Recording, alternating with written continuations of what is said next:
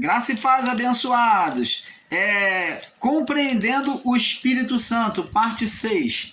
Então, como falávamos aqui, em Mateus 26, no verso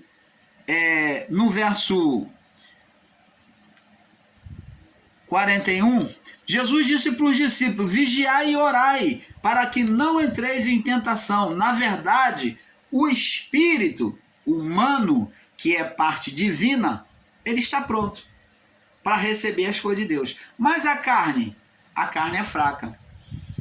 A carne é fraca. O espírito deseja, quando Jesus está pronto, está dizendo que o espírito deseja sempre as coisas de Deus, porque ele veio do Pai. Ele tem mais prazer nas coisas do Pai. Mas a carne é fraca.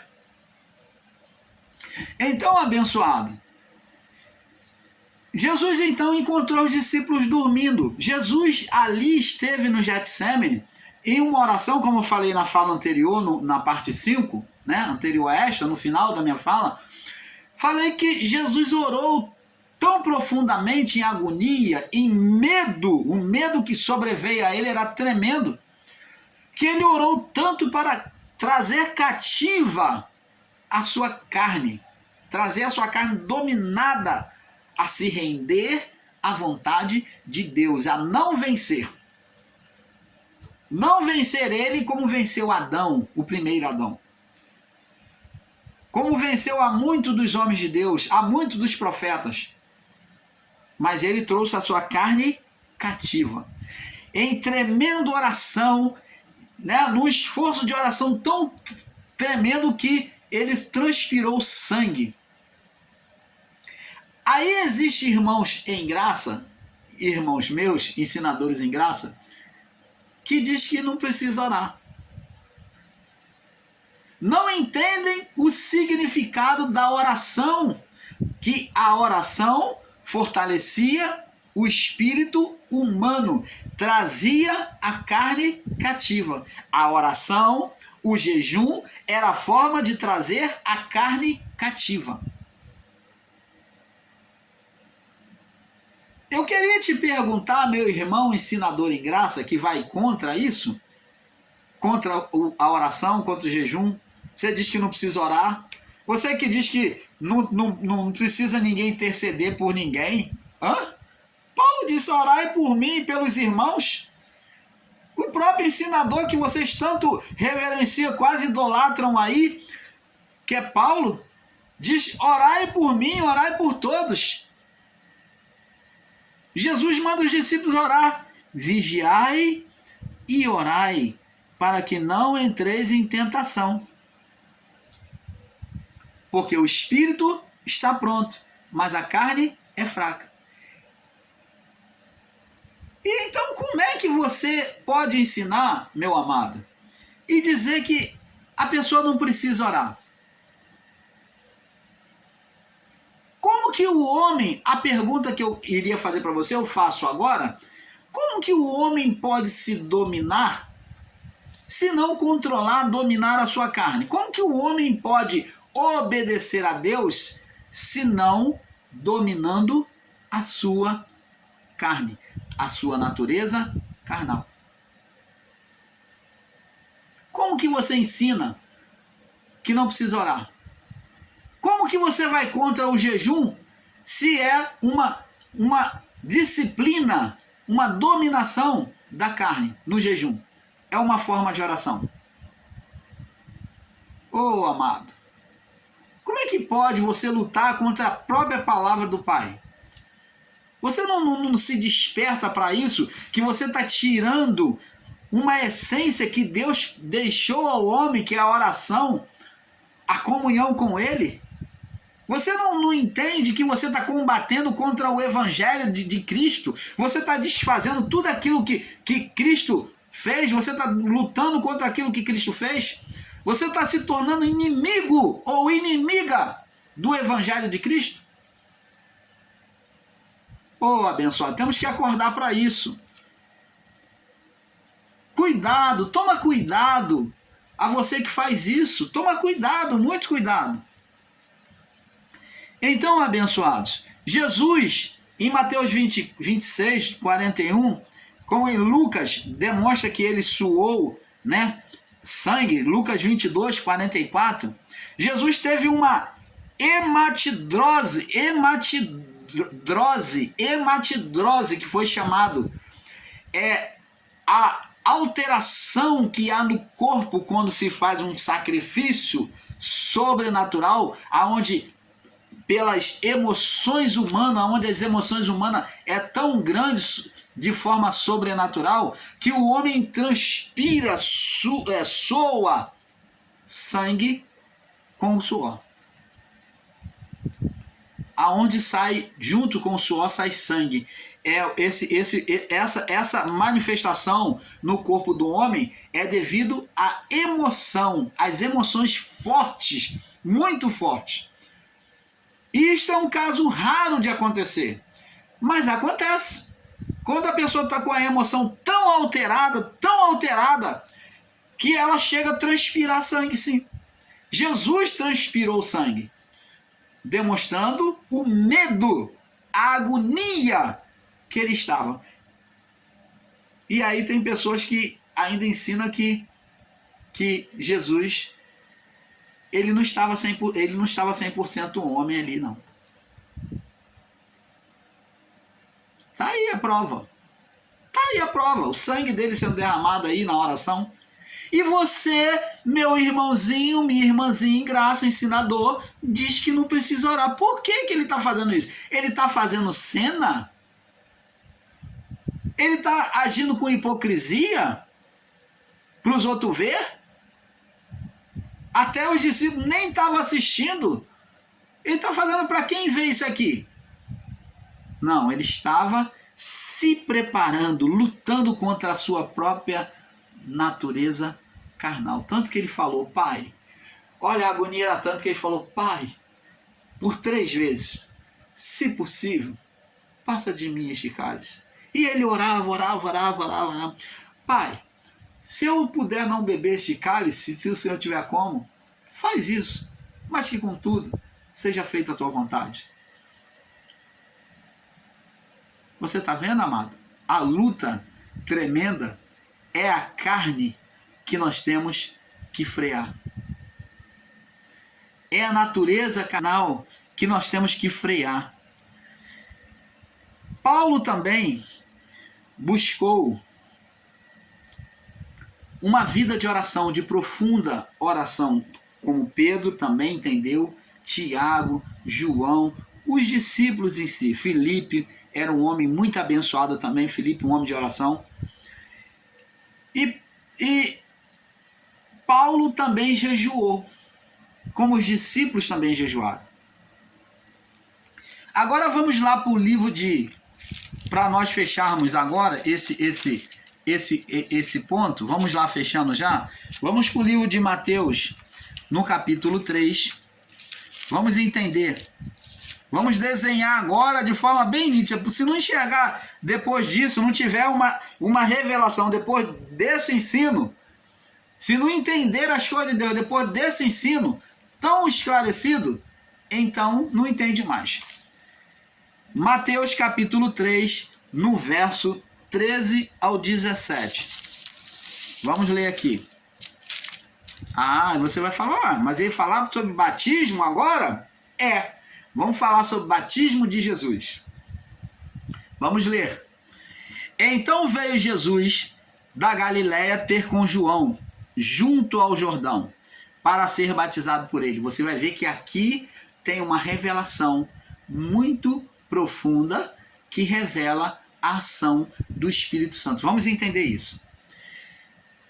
Então veio Jesus da Galiléia, Jesus voluntariamente veio da Galiléia ter com João. Não foi João que falou, vem lá para se batizar comigo, não. Não.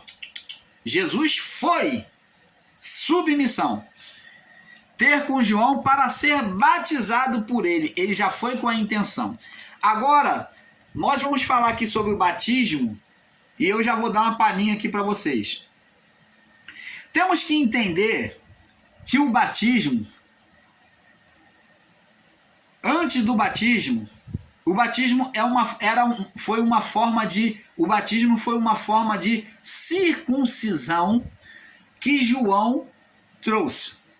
Mas o batismo, batismo significa banhar-se com água. João e alguns dos antigos já se banhavam. Tomar banho é uma forma de batismo. Então, João, sobre a revelação de Deus, só com o entendimento espiritual que se entende isso. João entendeu. E ele então criou essa forma de batismo. Ele entendeu que o povo foi batizado nas águas.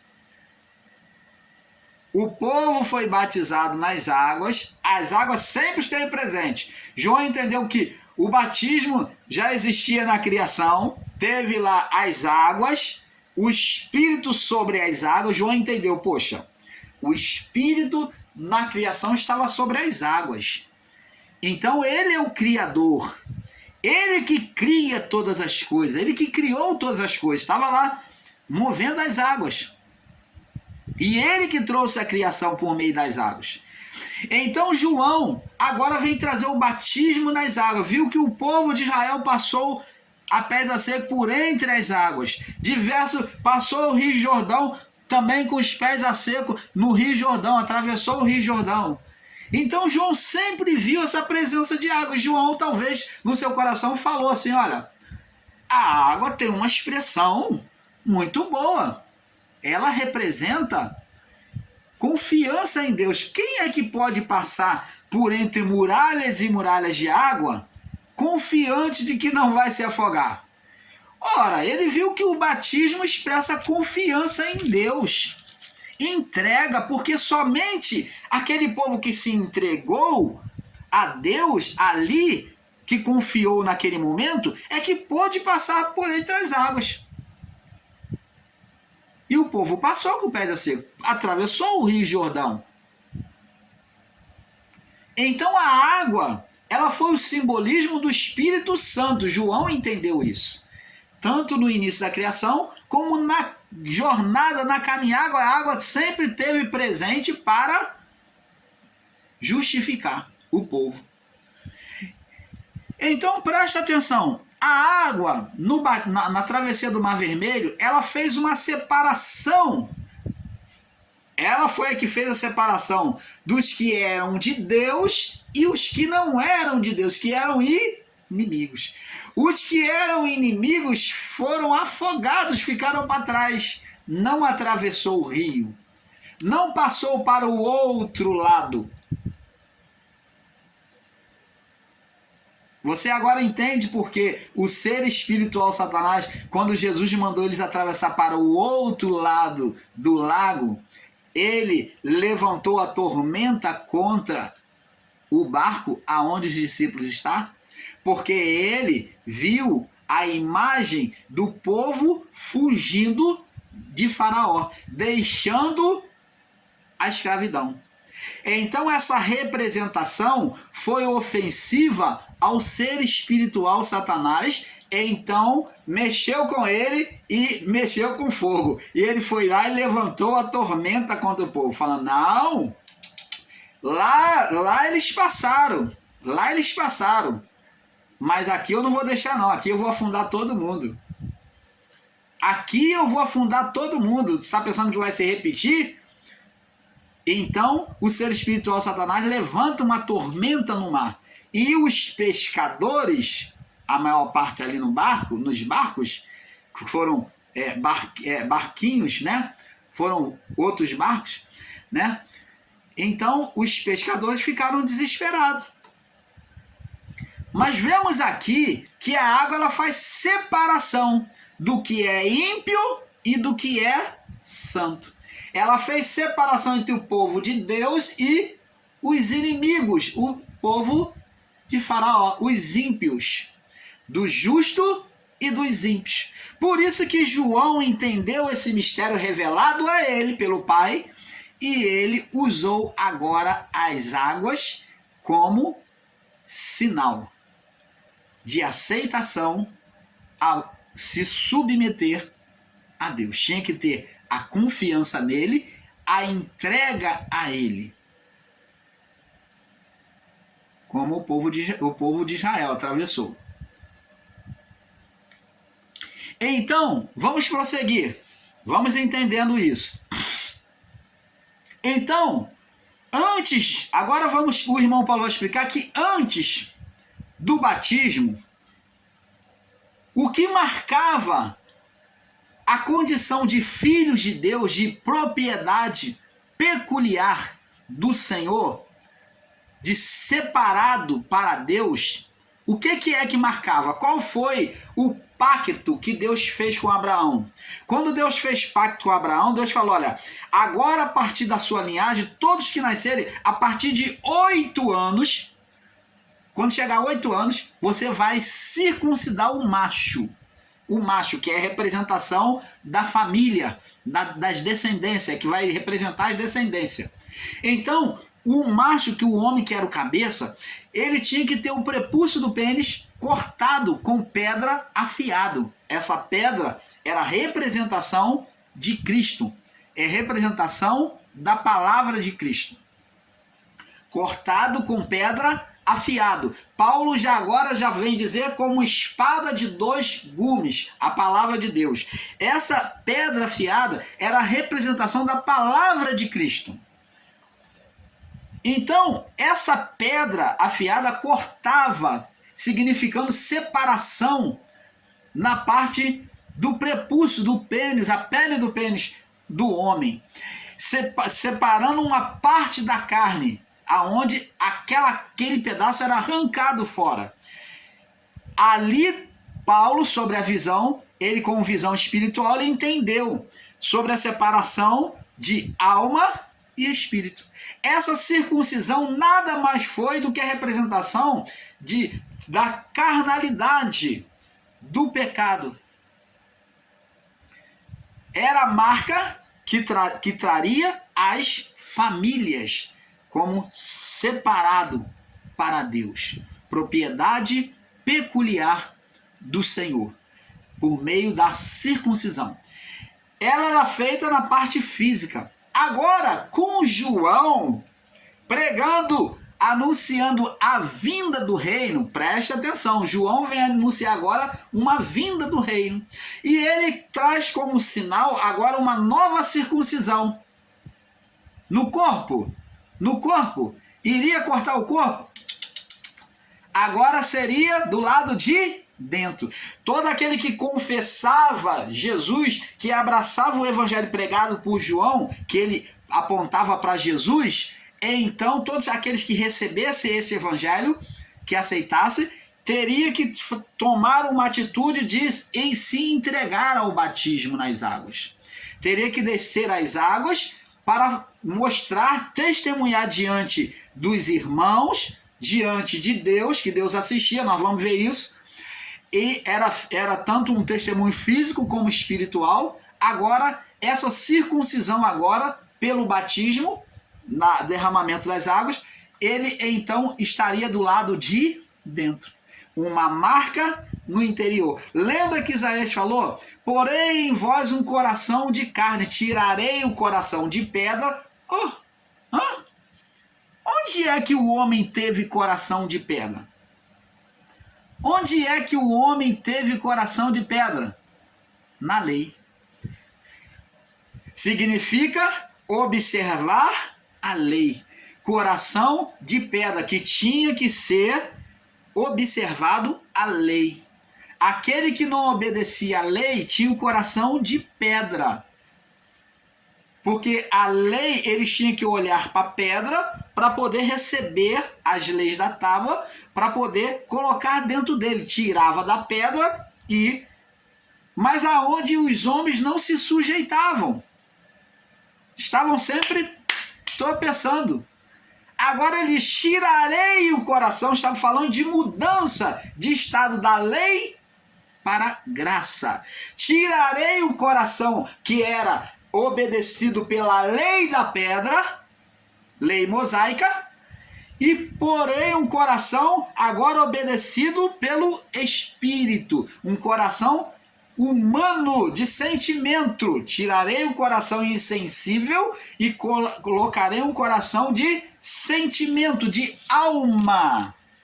espírito, porém um coração de carne, um coração de carne, espírito, dizendo que a salvação se daria agora por meio de quê? Por meio do Espírito, da circuncisão no coração, da confissão do homem. É isso que a palavra quer dizer.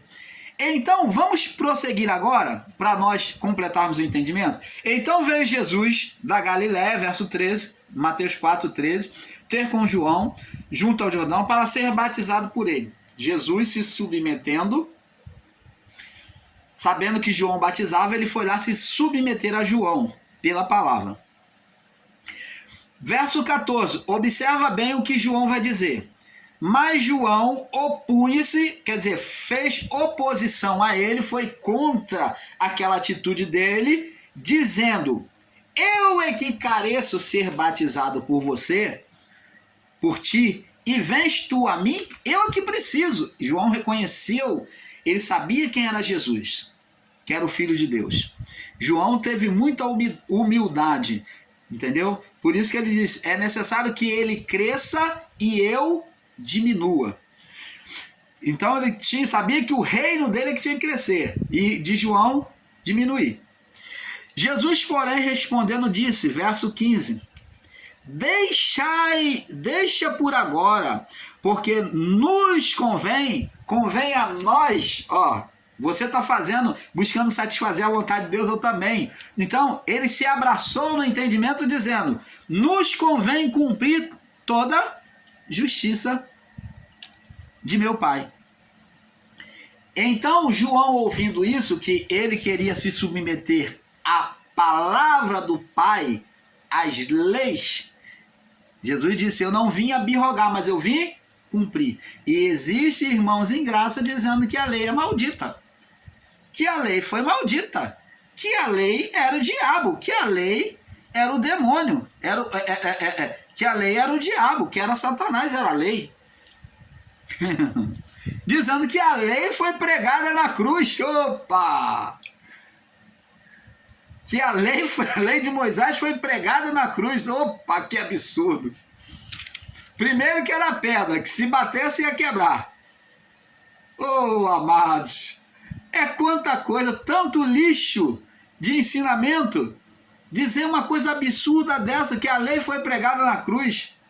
Jesus não foi a lei. Quem foi pregado na cruz foi Jesus.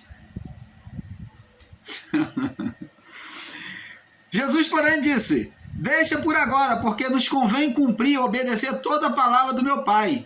E ele lhe o permitiu. Ó, Jesus estava cumprindo a lei. E sendo batizado, vamos ver agora. Agora vem a mais revelação do Pai aqui.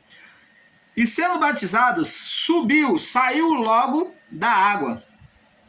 Então, quando ele cumpriu, ele saiu da água, ele saiu da água. Olha o que vai acontecer.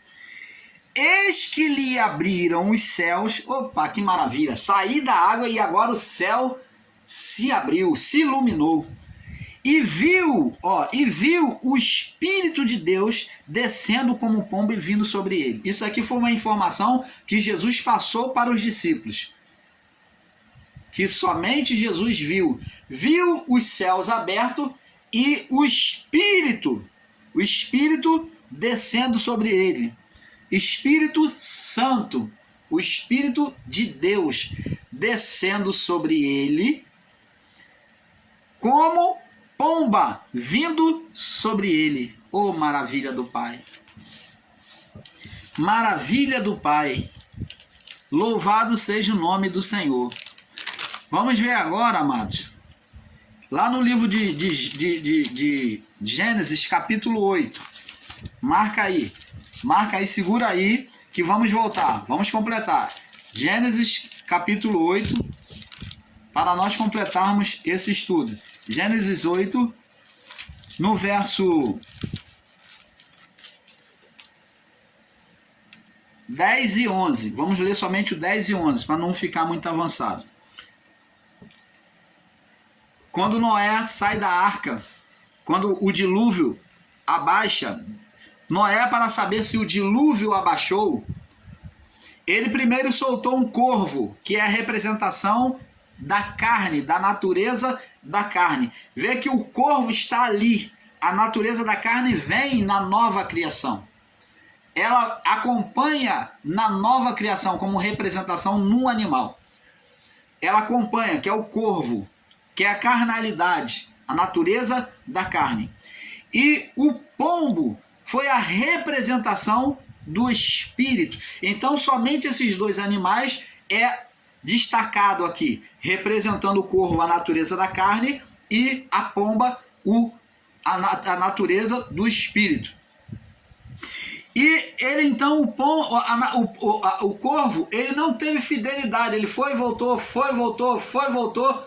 Ele ia e voltava, significava que ele iria permanecer na arca da vida humana. A carne iria voltar, a malignidade iria voltar. Ele está falando e voltar, dizendo que ela estaria e vai estar em todas as gerações. A carne humana, que é a representação do corvo, ela vai estar em todas as gerações humanas.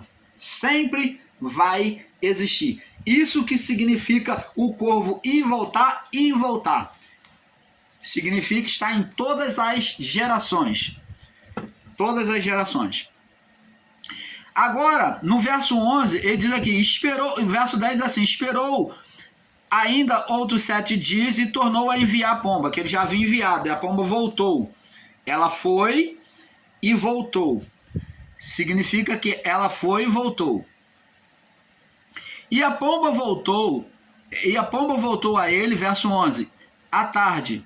E eis que arrancada uma folha de oliveira no seu bico, e colheu Noé, e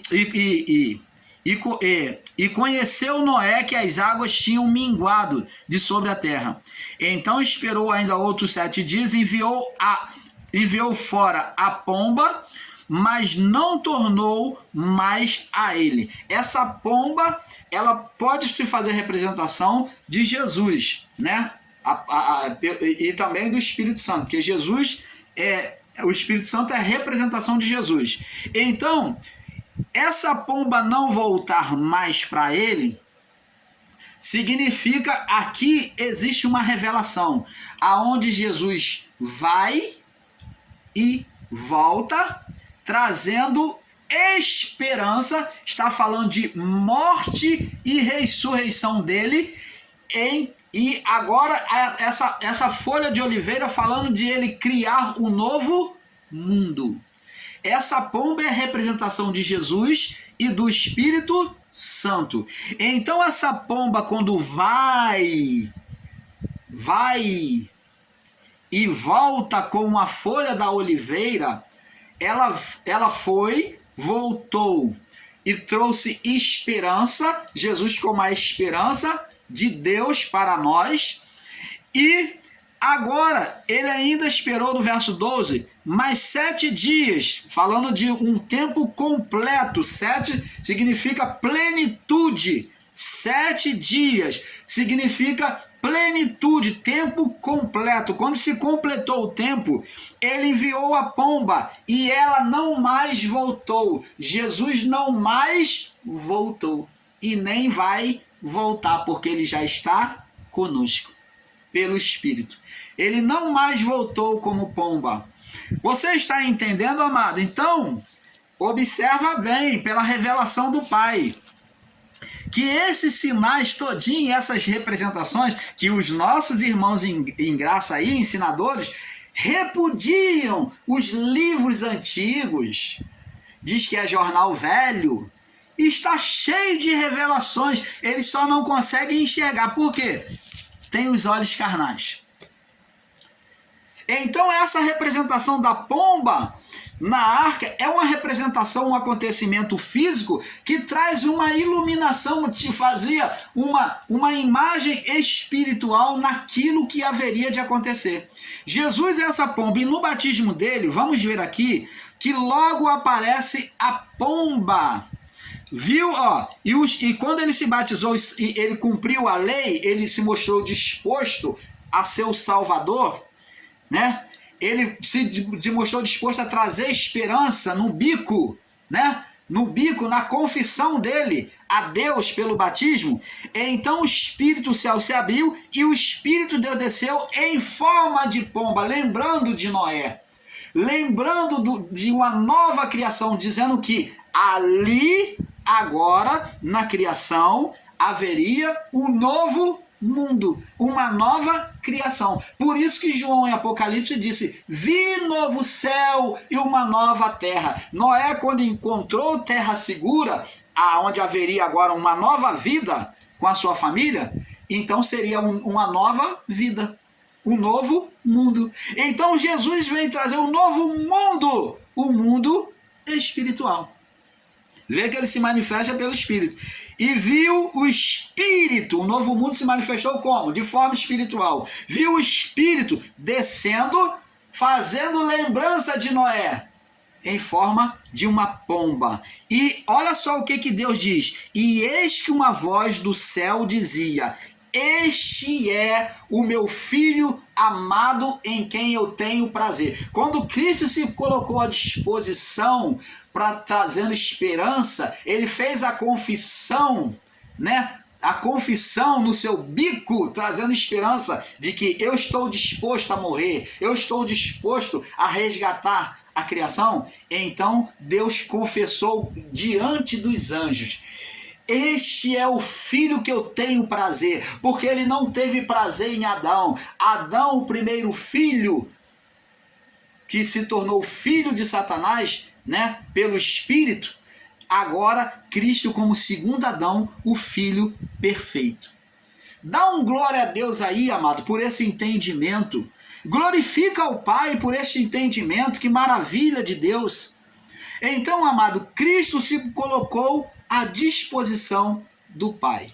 Com isso, nós, o canal Luz da Graça, terminamos por aqui. Teria muito mais, mas, como dissemos, é um pouco aqui, um pouco ali, com esta revelação do Pai sobre o tema Compreendendo o Espírito Santo. Paz seja dado a todos. Esperamos que vocês tenham degustado do melhor do nosso ensino, por meio da palavra do Pai. Paz.